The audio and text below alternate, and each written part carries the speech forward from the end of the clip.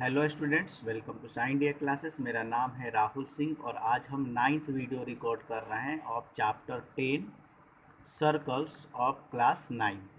ठीक है, उसमें हमने प्रीवियस 9th वीडियो में 8th वीडियो में क्वेश्चन नंबर 6 तक का सॉल्यूशन दे दिया था। अब ये क्वेश्चन नंबर 7 से स्टार्ट करते हैं। क्वेश्चन पढ़िए।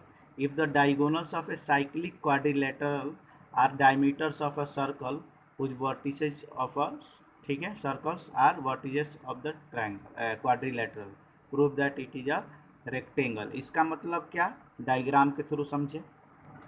देखिए, कह रहा है क्वेश्चन, ठीक है, कि एक साइक्लिक क्वाड्रिलेटरल है ए बी सी डी। ठीक है, कह रहा है कि इसके जो डायमीटर्स है ना, इसके जो अपने डायगोनल्स है ना, वो इस सर्कल के डायमीटर्स भी हैं। तो मतलब कि इसके डायगोनल्स सेंटर से पास करते हैं। सिंपल सी बात, ए बी सी डी एक क्या है, एक क्वाड्रिलेटरल है जिसका पहला डायगोनल ए सी भी इस सेंटर से पास कर रहा है। मतलब कि ए सी डायगोनल भी हो गया ए बी सी डी का, और इसका डायामीटर भी हो गया। ठीक है, ऐसे ही बी डी भी इससे किससे पास कर रहा है, तो बी डी भी ओ से पास कर रहा है और ये डाया हो गया। यही क्वेश्चन कह रहा है। ठीक है, कि diagonals of a cyclic quadrilateral are diameters of a circle. मतलब इसके जो डायगोनल्स हैं ए बी सी डी के, वो डायमीटर ऑफ सर्कल है। तो हमको प्रूफ करना है कि ए बी सी डी एक रेक्टेंगल है। ठीक है, यहाँ पे हमने लिख लिया कि ए सी और B D are the A C and B D are the diameters of a circle. तो टू प्रूव करना है कि ए बी सी डी एक रेक्टेंगल है। A B C D rectangle है मतलब क्या, कि एक क्वाड्रिलेटरल के सारे एंगल अगर 90 डिग्री हो जाए, angle B A B C और डी अगर 90 डिग्री हो जाए, तो वो क्या हो जाता है। आपने क्वाड्रिलेटरल चैप्टर 8 किया है और आपको मालूम है कि एक अगर क्वाड्रिलेटरल के सारे एंगल्स 90 डिग्री हो जाएंगे तो वो रेक्टेंगल हो जाता है। इसके पहले मैं आपको एक छोटी सी चीज़ मैं बताना भूल गया था। ये समझ लीजिएगा, हमेशा एक थ्योरम टाइप का ही है कि angle formed in a semicircle is 90 degree. पूछिए क्यों। तो हमने मान लिया कि ये एक सर्कल है, उसका ए बी एक डायामीटर है। ठीक है, तो मेरे कहने का मतलब कि ये जो भी एंगल यहाँ पे बनेगा इससे, ये जो ए ओ बी ऊपर वाला ये जो है ऐसा, ये वाला पार्ट ये कितना होगा, इसमें जो भी एंगल बनेगा वो 90 डिग्री होगा। ये जो एंगल बनेगी वो 90 डिग्री होगी। चाहे आप यहाँ भी एंगल बना लो ये, ठीक है, तो ये भी कितनी होगी, ये भी 90 डिग्री होगी। ठीक है, या फिर आप चाहें तो यहाँ भी एंगल बना लीजिए। ठीक है, यहाँ भी बना लीजिए। ये सेमी सर्कल में जो भी ट्रायंगल बनेगा उसमें एक एंगल 90 डिग्री होता है। ये वाला angle formed in a semicircle is 90 degree. अब ये क्यों, क्योंकि देखिए सिंपल सी बात, ए ओ बी आर्क है, मतलब कि ये कितना डिग्री है, 180 डिग्री। यहाँ पे जब ये डायामीटर हो जाएगा, इसका मतलब कि ये 180 डिग्री हो गया, लाइन बनाने लगा। और ये 90, तो इस 90 का आधा ही तो होता है, हमने पढ़ा है थ्योरम 10.8। ये 90, ये भी 90, ये भी 90, 180 का आधा। तो angle formed in a semicircle is 90 degree. ऐसे ही इधर भी कुछ हम बनाएंगे तो ये भी 90 डिग्री होगा। क्यों, क्योंकि ये 180 है, तो इसका अपोजिट भी क्या है, ये 180, और ये 180 का आधा ये क्या हो जाएगा 90। इधर भी बनाओगे तो ये भी हो जाएगा 90 डिग्री। तो कोई भी सेमी सर्कल में अगर कोई एंगल फॉर्म्ड हो रहा है, कोई भी सेमी सर्कल में अगर कोई एंगल फॉर्म्ड हो रहा है, तो आप समझ लीजिएगा कि वो 90 डिग्री है। अगर हम यहाँ पे कह रहे हैं कि ए ओ बी ये क्या है, ये एक सेमी सर्कल है। ऊपर वाला पार्ट या नीचे वाला पार्ट क्या है, एक सेमी सर्कल है। या फिर आप कहें तो इसको मैं मिटा भी दूँ। ठीक है, तो ये सेमी सर्कल आपका बन गया। ठीक है, ऐसा भी दिया रहेगा तो ये सेमी सर्कल बन गया। तो इसमें जो भी एंगल्स बनेंगे ये कितना होगा, ये होगा 90 डिग्री। ये चीज़ आपको समझने की ज़रूरत है। इसी कॉन्सेप्ट पे ये क्वेश्चन सॉल्व हो जाएगा हमारा। देखिए कैसे लिखेंगे कि सिंस ए ओ सी, सिंस, ठीक है, ऐसे चलो बी ओ डी से, B O D is dia of circle. ठीक है, मतलब बी ओ डी डाया है, मतलब ये वाला पार्ट सेमी सर्कल, मतलब एंगल बी ए डी कितना हो जाएगा BAD 90 डिग्री, और उधर पार्ट भी देखेंगे तो BCD भी कितना हो जाएगा, angle BCD equals to 90 degree. दोनों के लिए लिखेंगे angle formed in a semicircle is 90 degree. नहीं समझ में आया? क्योंकि ये BOD एक डाया है, मतलब कि ये वाला पार्ट सेमी सर्कल है, तो इसमें जो ये एंगल बन रहा है 90 डिग्री होगा। उधर वाला भी सेमी सर्कल है, तो ये में भी जो बनेगा ये 90 डिग्री होगा। ऐसे ही हम लिखेंगे कि AOC is a dia of, लिखेंगे कि AOC is dia of circle.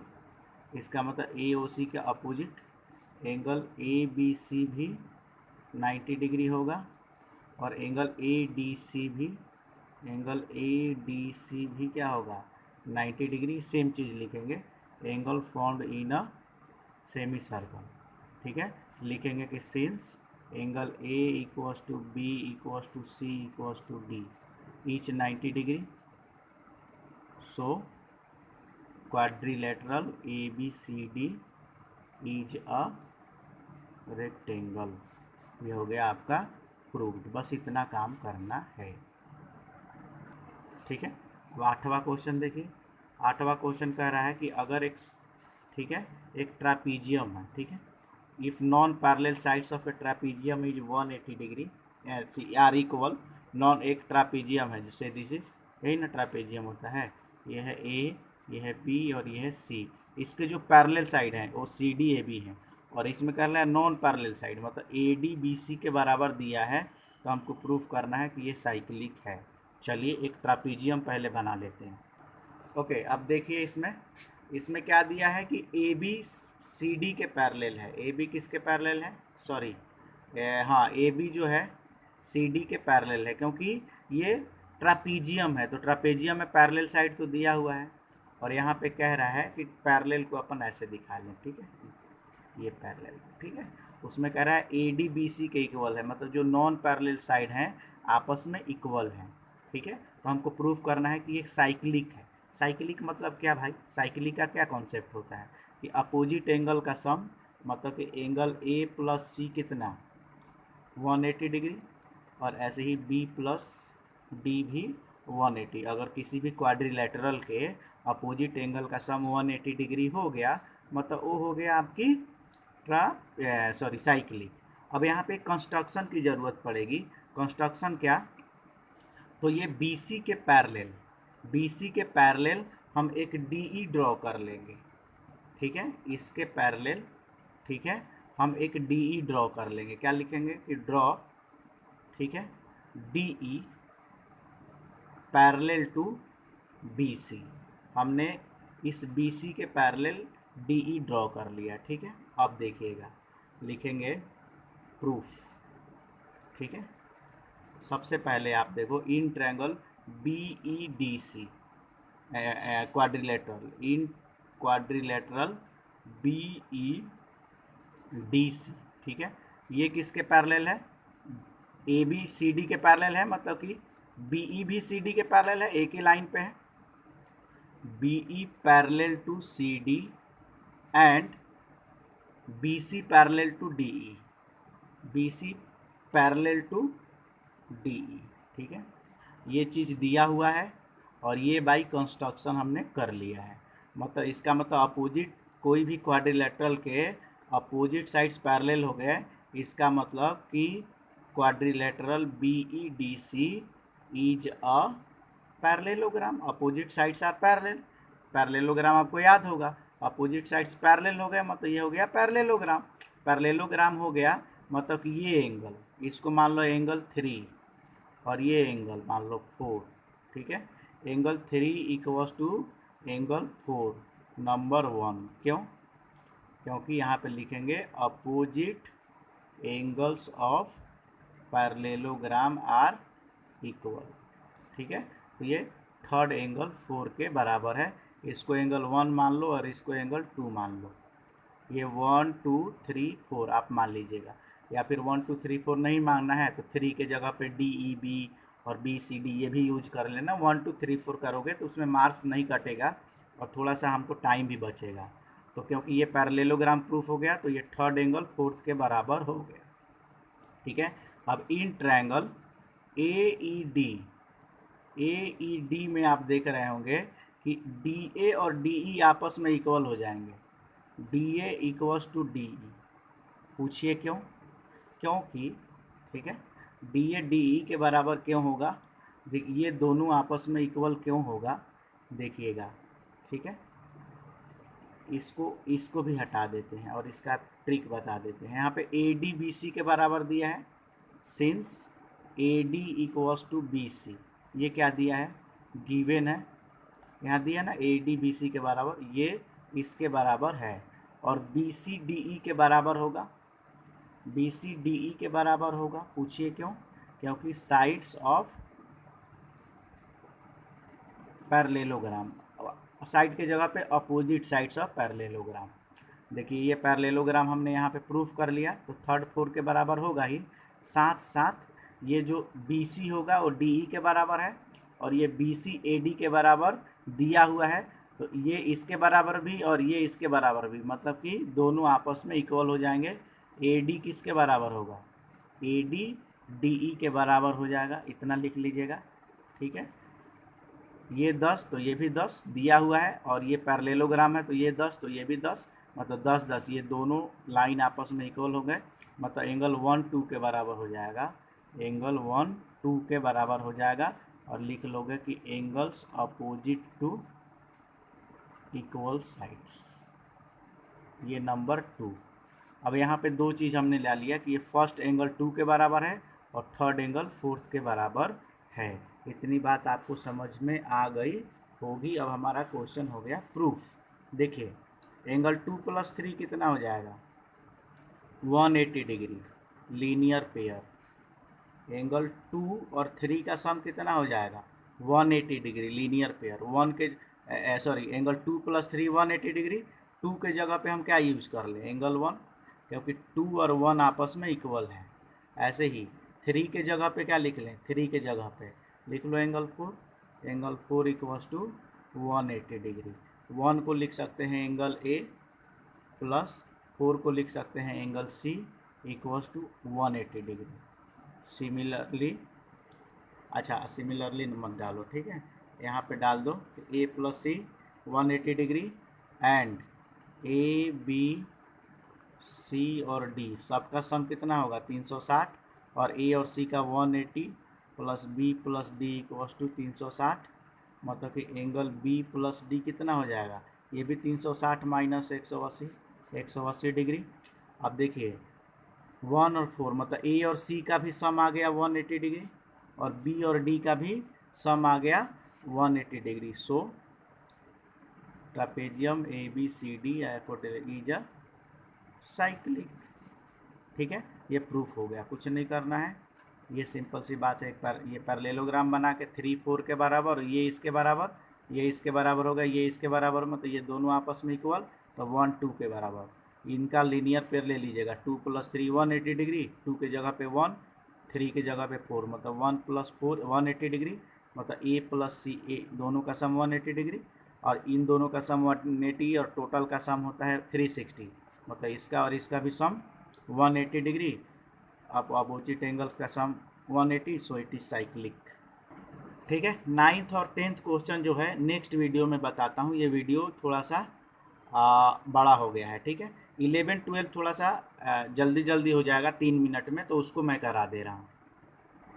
देखो 11th क्वेश्चन बहुत इजी है। ठीक है, 11th क्वेश्चन में तुम्हें कुछ करना भी नहीं है। ठीक है, कह रहा है कि एक AC जो है एक सर्कल का हाइपोटेनियस है। ठीक है, या फिर कह सकते हैं कि ये AC है। ठीक है, सॉरी, इसमें कह रहा है, क्वेश्चन पढ़िए अच्छे से, कि ABC और ADC are the 2 right angle triangles of common hypotenuse AC। यहाँ पे डाया की बात नहीं हुई है, लेकिन मैंने डाया क्यों कहा इसलिए बता रहा हूँ। देखो ये कह रहा है कि एक ट्रायंगल है, एक सर्कल है, उसमें 2 राइट एंगल ट्रायंगल है, एक ABC है, मतलब ये भी 90 डिग्री, दूसरा ADC है। ठीक है, दोनों का हाइपोटेनियस सेम है AC। ठीक है, अब मैंने गलती से इसको डाया इसलिए कहा क्योंकि ये डाया होगा, क्योंकि ये 180 डिग्री होगा, तभी तो ये 90 डिग्री होगा, angle found in a semi circle. इसलिए मैंने कहा डाया नहीं भी करोगे तो समझ लीजिए कि ये 90 और ये 90 डिग्री है। तो हमको प्रूफ करना है कि एंगल सी ए डी मतलब ये वाला एंगल सी बी डी। अब हमको क्या करना पड़ेगा, बी से डी को ज्वाइन करना पड़ेगा। कर लेते हैं, सबसे पहले बी से डी को हम ज्वाइन कर लेते हैं। कह रहा है ना कि सी ए डी और सी बी डी आपस में इक्वल हैं, तो भाई इन दोनों को हमको तो ज्वाइन करना पड़ेगा, और हमको ये वाला एंगल और ये वाले एंगल को प्रूफ करना है कि इक्वल है। ठीक है, तो हम लिख लेंगे कंस्ट्रक्शन ज्वाइन। ठीक है, ज्वाइन बी टू डी। अब यहाँ पे तुमको कुछ करने की ज़रूरत नहीं है, लिखना कि डायरेक्टली लिखेंगे कि from theorem 10.9 from theorem 10.9 angle C A D equals to angle C B D, और यहाँ पे लिख लेंगे सेम आर्क सी डी, और ये हो गया प्रूव्ड।